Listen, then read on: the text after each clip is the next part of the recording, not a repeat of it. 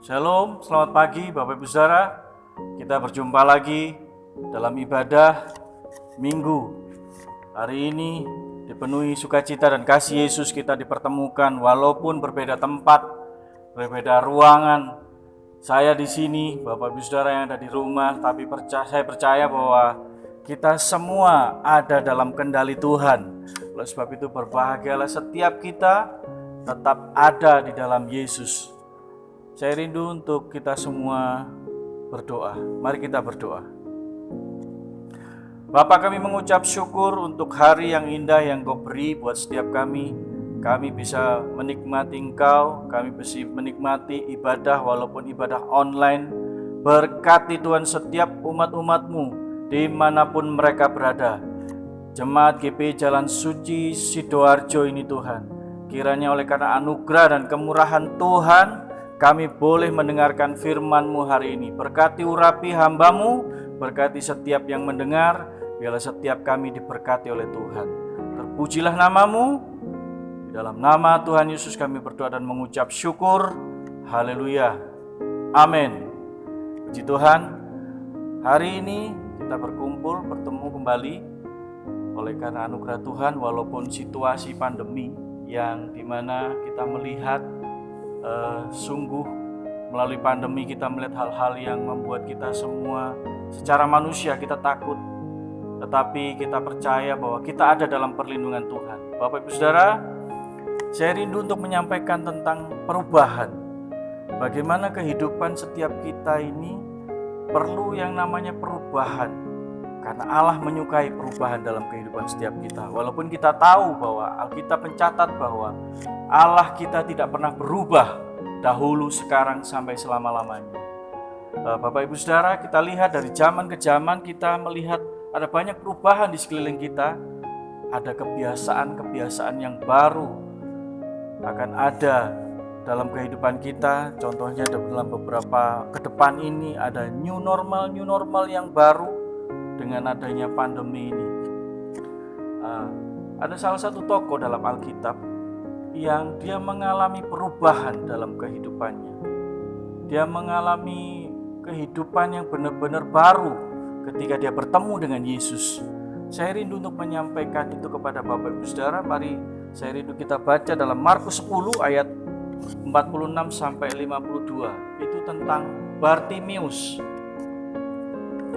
Ya, kita baca di dalam Markus 10 ayat 46. Saya rindu kita membaca buat Bapak Ibu Saudara.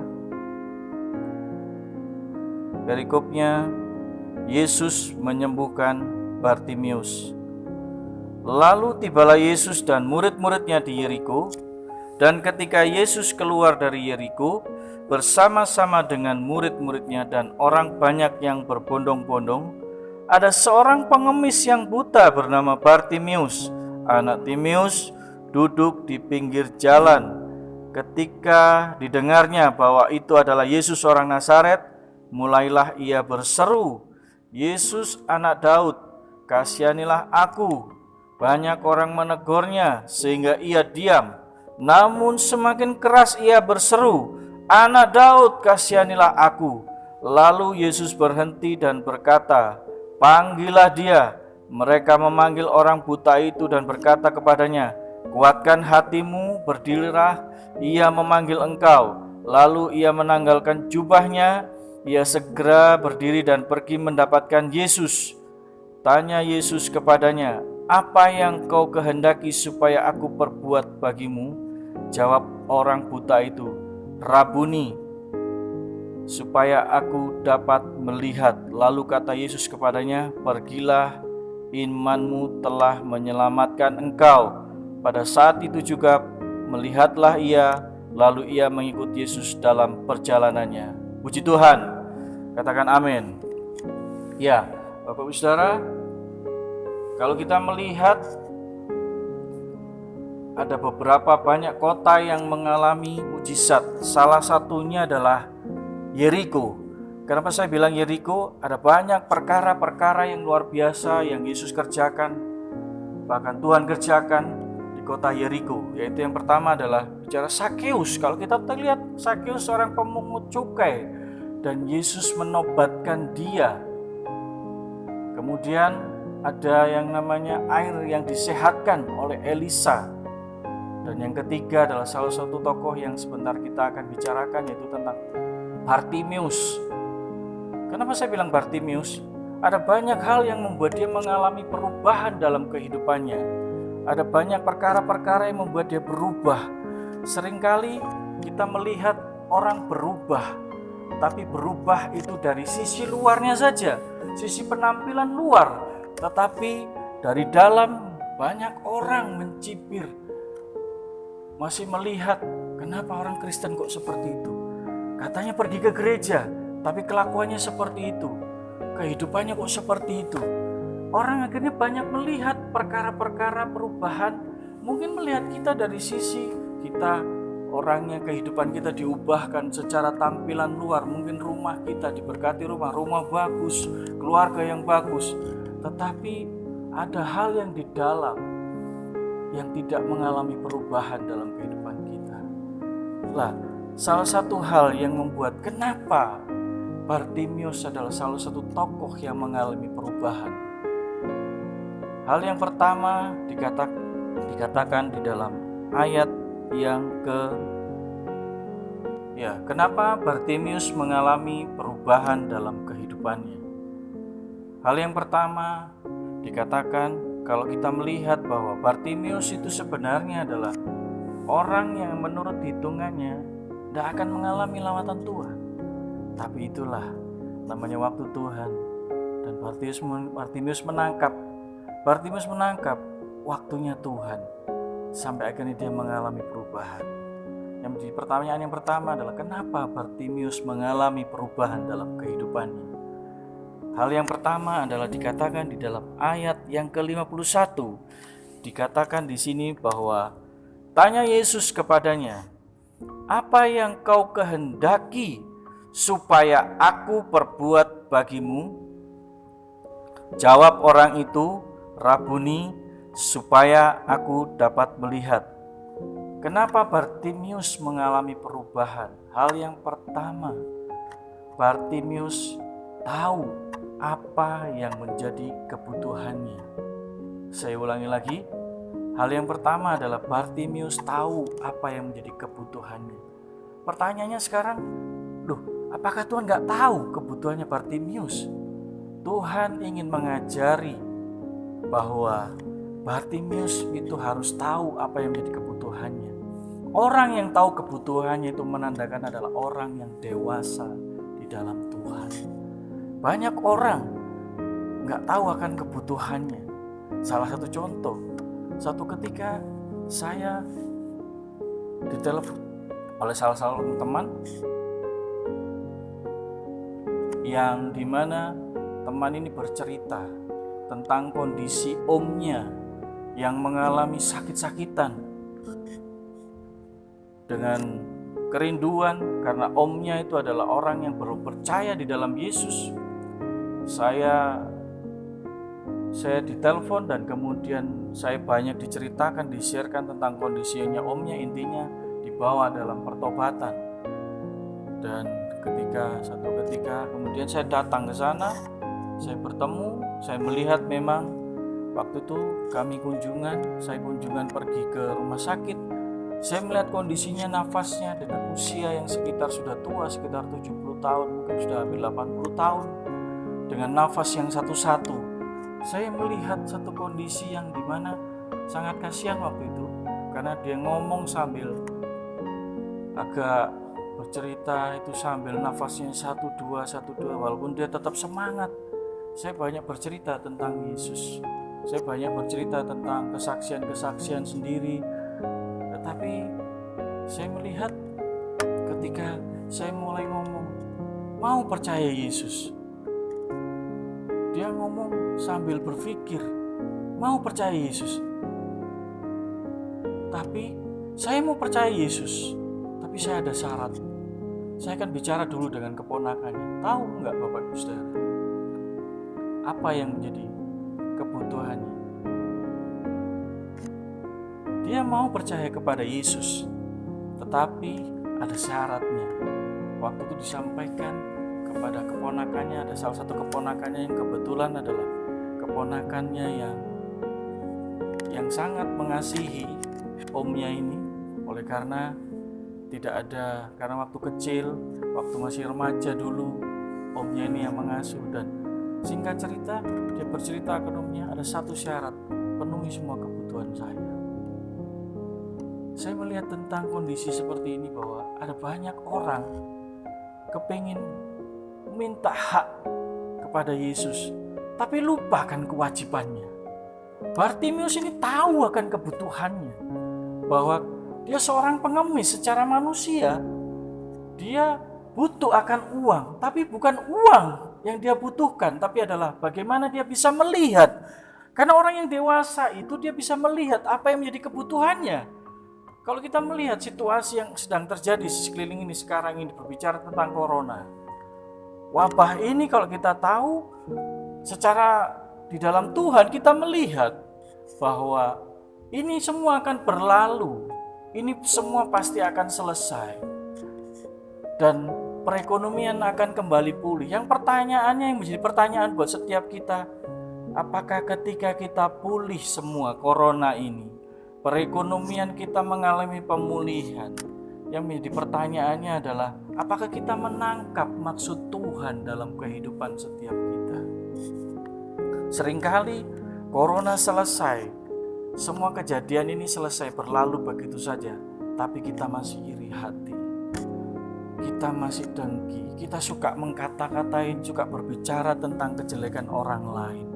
Kita tidak bisa menangkap maksud Tuhan di balik semua corona ini. Lewat peristiwa-peristiwa yang sedang kita alami ini, sebenarnya ada maksud Tuhan di balik semua yang sedang terjadi di dalam kehidupan setiap kita. Dan kita harus menangkap. Dan saya melihat Bartimius, dia tahu apa yang menjadi kebutuhannya dia. Kebutuhannya adalah bagaimana dia tahu bahwa saya membutuhkan sesuatu penglihatan yang jelas, bagaimana saya melihat seperti apa. Dan kalau kita tahu, ada banyak di orang-orang sana pun dia juga melihat situasi yang sama. Saya bercerita buat Bapak Ibu Saudara, satu ketika saya berkunjung salah satu kota di Jawa Timur. Saya mau pergi ke salah satu kota, kemudian sambil kami kelelahan mampir salah satu penjual es tebu kebetulan. Saya melihat ada beberapa penjual es tebu banyak, dan saya melihat saya sempat berpikir juga, begitu banyaknya orang penjual es tebu ini, apakah nggak rugi? Saya sempat bertanya kepada salah satu penjual, dan dalam pertanyaan saya ngomong begini, Pak, apakah nggak rugi segini banyak ini? Tahu nggak jawabannya orang penjual es tebu? Dia ngomong bahwa, Mas, rezeki itu sudah ada yang ngatur. Kami jual apa yang sesuai ini. Nggak tahu bagaimana, yang jelas Tuhan sudah mengatur. Lain Bapak Ibu Saudara, orang yang tidak di dalam Yesus pun, dia tahu apa yang menjadi kebutuhan yang paling mendasar dalam dirinya. Saya hanya memperhatikan bahwa Bartimius, dia tahu apa yang menjadi kebutuhannya. Dia nggak butuh uang, walaupun dia sebagai pengemis, dia tahu dia butuh uang, tapi dia tidak membutuhkan itu. Kebutuhannya adalah dia ingin melihat bagaimana sekarang, apa yang menjadi kebutuhan kita di tengah-tengah kondisi seperti sekarang. Corona yang begitu menghancurkan kita semua, dari semua sisi kita dihancurkan oleh corona. Kita dibuat secara manusia tidak berdaya dari berbagai macam sisi dalam kehidupan kita. Tetapi yang menjadi pertanyaannya, semua ini akan lenyap, semua ini akan selesai. Tapi yang menjadi pertanyaan, apakah kita menangkap maksud Tuhan di balik semua ini? Apa yang menjadi kebutuhan kita, manusia rohani kita? Bukan karena penyakit saya sembuh, corona ini selesai, keluarga saya bahagia, saya mendapatkan pekerjaan yang bagus, perekonomian saya dipulihkan. Tapi kita tidak nangkap maksud Tuhan di balik ini semua. Seperti ada satu ayat yang ngomong bahwa Kita tahu sekarang bahwa Allah turut bekerja dalam segala sesuatu. Kita tahu, baru dia tahu. Sebelumnya nggak ngerti karena dia menangkap apa yang menjadi maksud Tuhan. Saya mempercayai bahwa melalui corona ini ada maksud Tuhan yang terjadi di dalam kehidupan kita. Pandemi ini semua ada maksud Tuhan. Karena di balik semua itu ada kebaikan Tuhan yang dinyatakan dalam kehidupan kita. Seperti yang dikatakan firman Tuhan yang disampaikan oleh Ibu Esther beberapa waktu yang lalu. Masalah itu mendatangkan kebaikan. Kita melihat apakah kita menangkap maksud Tuhan. Dan ketika kita menangkap maksud Tuhan, disitulah kebutuhan roh kita. Pelan-pelan kita akan mengalami kedewasaan di dalam kehidupan kita. Hal yang kedua yang perlu saya sampaikan, kenapa Bartimius mengalami perubahan dalam kehidupannya. Hal yang kedua itu adalah dikatakan di dalam ayat yang ke-50, dikatakan begini, lalu ia menanggalkan jubahnya, ia segera berdiri dan pergi mendapatkan Yesus. Hal yang kedua, kenapa Bartimius mengalami perubahan dalam kehidupannya? Hal yang kedua adalah dia menanggalkan jubahnya. Jubah itu berbicara tentang identitas kita. Jubah itu berbicara tentang apa yang ada di dalam diri kita. Kalau kita tahu pakaian imam bernama efod, orang tahu bahwa ketika dia mengenakan pakaian jubahnya itu, orang tahu bahwa itu adalah imam. Kalau kita mau tahu apa yang dikenakan oleh polisi, dia mengenakan seragamnya, dia tahu itu adalah polisi. Itu berbicara tentang identitas kita. Apa yang saat ini menjadi jubah kita yang perlu kita tanggalkan? Mungkin hari-hari ini liturgi gereja kita, apa yang kita banggakan? Bapak Ibu Saudara, saya mau katakan, apa yang menjadi kebanggaan dalam liturgi gereja kita, denominasi kita? Semuanya dibikin seperti ini. Kalau kita tahu apa yang menjadi liturgi, gak ada kebanggaan apapun. Semua denominasi gereja sekarang semua sama model-modelnya ibadahnya. Karena yang sebenarnya adalah sesungguhnya gereja itu adalah Bapak Ibu dan saya. Itu yang menjadi gereja yang sesungguhnya. Gak ada sekali lagi. Apa liturgi apa? Gereja apa yang menjadi kebanggaan saat ini? Mungkin kita sempat dengar ada gereja A, gereja B, yang tenar, yang luar biasa. Tapi hari ini semua sama sekarang. Kita semua ibadah online. Semua kita mengalami ibadah live streaming. Kita ketemu dalam YouTube semua. Ketemu dengan melalui Facebook. Tidak ada sesuatu yang membanggakan dalam diri kita. Apa yang kita banggakan? Mungkin kita punya gedung, itu tidak salah. Mungkin kita punya denominasi yang luar biasa.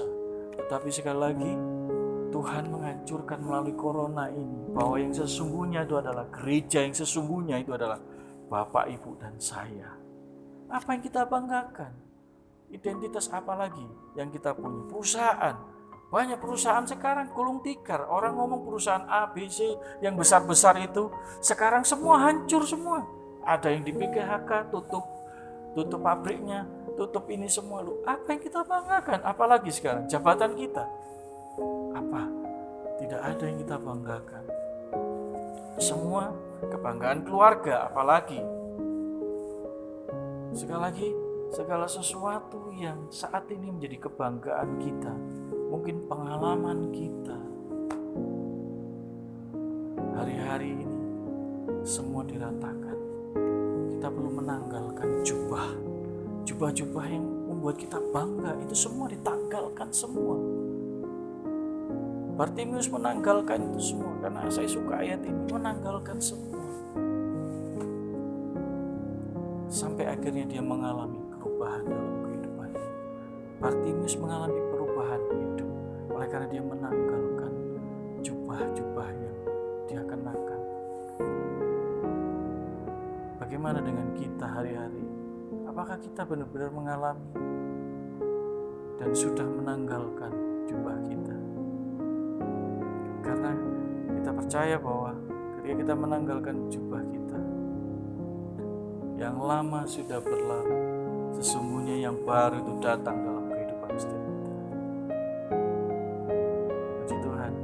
Hal yang ketiga yang mesti mau saya sampaikan kepada setiap kita, yaitu hal yang ketiga, Kenapa Bartimius mengalami perubahan? Hal yang ketiga adalah dikatakan di ayat yang ke-47, ketika didengarnya bahwa itu adalah Yesus orang Nazaret, mulailah ia berseru, Yesus anak Daud, kasihanilah aku. Kenapa Bartimius mengalami perubahan? Hal yang ketiga adalah hatinya lapar dan haus. Dirinya mengalami kelaparan dan haus. Kenapa lapar dan haus? Apa yang dikatakan di ayat ini? Dikatakan begini, ayat yang ke-47. Ketika didengarnya bahwa itu adalah Yesus orang Nazaret, mulailah ia berseru. Baik, orang berseru itu apa? Teriak. Yesus, kasihanilah aku. Dikatakan Yesus orang Nazaret, anak Daud, kasihanilah aku. Siapa yang saat ini kita berseru dengan siapa? Mungkin kita berseru kepada manusia yang kita andalkan. Tapi hari ini tidak mungkin. Semua orang dengan kondisi yang seperti ini, siapa mau mengandalkan siapa? Sekarang berseru kepada Yesus, berseru kepada Tuhan. Itu yang hari-hari ini kita namanya, kenapa dihubungkan dengan lapar dan haus? Karena orang yang namanya lagi membutuhkan sesuatu, dia pasti akan teriak. Dia akan pasti yang namanya butuh. Hari-hari ini ada banyak orang perlu pertolongan. Makanya hal yang pernah saya kerjakan ketika saya mengalami sesuatu, mungkin saya lagi nyetir mobil, mungkin saya di kendaraan di sepeda motor, saya teriak, kadang-kadang saya bernyanyi kencang-kencang kepada Tuhan. Saya tahu itu kebutuhan saya lagi mengalami kelaparan, kehausan, butuh pertolongan Tuhan. Saya perlu Tuhan dalam kehidupan saya. Oleh sebab itu, makanya Bartimius dia berseru kepada Tuhan. Walaupun dikatakan di situ ayat yang ke-48, banyak orang menegur supaya ia diam. Loh, bayangin. Mungkin hari-hari ini ketika kita berseru, banyak orang ngomong, ngapain sudah ini. Banyak mungkin iblis mengintimidasi kita, ngapain sudah. Gak mungkin ini semua akan berlalu, ini akan begini. Anjuran pemerintah gak usah dituruti, toh kita akan. Biarlah kita hari-hari ini, kita tutup semua pintu telinga kita, mata kita arahkan kembali kepada Dia, Yesus. Berseru kepada Tuhan, Yesus kasihanilah, karena kita butuh belas kasihan Tuhan, Bapak Ibu Saudara. Dan di saat itulah namanya orang yang namanya lapar dan haus. Bagaimana kalau kita melihat orang ketika bagi-bagi sembako, apalagi yang baru-baru ini pembagian BLT, bantuan langsung tunai, banyak mengalami hal, ada orang yang tidak dapat, mereka marah-marah. Mereka marah-marah dengan situasi yang ada. Demikianlah kehidupan kita. Kalau kita lapar, haus akan Tuhan, kita pasti akan berteriak karena kita tidak mampu. Oleh sebab itu kita arahkan semuanya kepada Yesus, kepada Tuhan, karena Dialah yang membuka jalan, Dia yang melegakan diri kita. Mazmur pernah mengatakan, kenyangkanlah aku di waktu pagi. Karena dia menyadari bahwa dia kenyang hanya karena Tuhan. Mungkin makanan jasmani yang dimakan, tapi pemazmur tahu bahwa kenyang dengan Tuhan itulah yang menjadi kebutuhan yang utama dalam kehidupan kita. Bagaimana dengan kita hari-hari ini? Apakah kita sudah mengalami kelaparan, kehausan? Apakah kita hari-hari ini sudah berseru kepada Tuhan? Apakah kita lupa yang sesungguhnya bahwa Yesuslah yang menjadi jawaban atas kehidupan kita, tapi kita justru lari kepada orang, minta pertolongan orang, kita berlari kepada sesuatu, kita mengandalkan orang lain, kita mengandalkan kebanggaan-kebanggaan, pengalaman-pengalaman kita. Tapi ketika kita berhadapan dengan itu dan kita jatuh akhirnya, kita tidak kuat. Tetapi saya mau katakan, Yesus mengasihi kita semua. Dia ingin kita semua mengalami perubahan. Seperti yang saya sampaikan tadi, Bartimius mengalami perubahan dalam kehidupannya. Hal yang pertama adalah, kenapa Bartimius mengalami perubahan dalam kehidupannya? Yang pertama adalah Bartimius tahu apa yang menjadi kebutuhan. Yang kedua, Bartimius menanggalkan jubah-jubah kebanggaan, jubah-jubah identitas keluarga, identitas jabatan, identitas apapun, semua ditanggalkan supaya apa? Mengalami perubahan. Hal yang ketiga, mengalami hati yang haus dan lapar. Ketika kita mengalami haus dan lapar, yaitu melalui seruan-seruan kita kepada Tuhan, teriakan-teriakan kita kepada Tuhan, kita minta tolong kepada Tuhan, bukan pertolongan kepada manusia atau sesuatu yang ada di dunia ini yang luar biasa, enggak, tapi pertolongan kepada Tuhan. Kalau 3 hal ini kita kerjakan, saya percaya kita akan mengalami hidup yang mengalami perubahan di tengah-tengah virus maksud saya, pandemi virus yang begitu dahsyat hari-hari ini. Kita akan menikmati setiap detik hari-hari kita ini dengan penuh ucapan syukur. Kita akan berterima kasih oleh karena melalui ini semua kita semakin dekat juga dengan keluarga kita. Kita stay at home, kita bertemu dengan keluarga kita. Kita yang dulunya mungkin tidak pernah berbicara baik dengan suami, istri kita, anak-anak kita, tetapi melalui ini kita bisa fellowship, kita bisa berdoa, kita bisa mengalami Tuhan. Kita banyak di rumah, mungkin banyak mengevaluasi diri. Hari-hari ini saya pun banyak mengerjakan hal itu. Saya banyak mengevaluasi hal-hal apa yang sudah saya kerjakan. Pelayanan saya, kehidupan rumah tangga, kehidupan saya secara pribadi dengan Tuhan. Saya banyak mengevaluasi hal-hal itu. Dan saya bersyukur hari-hari ini Tuhan banyak berbicara kepada saya untuk membuat saya semakin di depan ini. Bukan sesuatu hal yang apa yang saya cari, bukan. Yang saya cari hanya satu, bagaimana hidup saya makin berkenan kepada Tuhan. Oleh sebab itu saya rindu kita semua menjadi pribadi-pribadi yang semakin hari memuliakan Tuhan dalam kehidupan kita dan fokus selalu kepada Tuhan. Ketika kita fokus kepada Tuhan, kita akan mengalami perubahan hidup dalam kehidupan kita. Saya tutup dalam doa.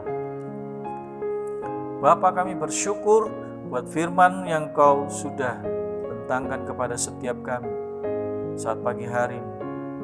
Tuhan, hamba-Mu rindu setiap mereka yang mendengar mengalami perubahan hidup dalam kehidupan mereka.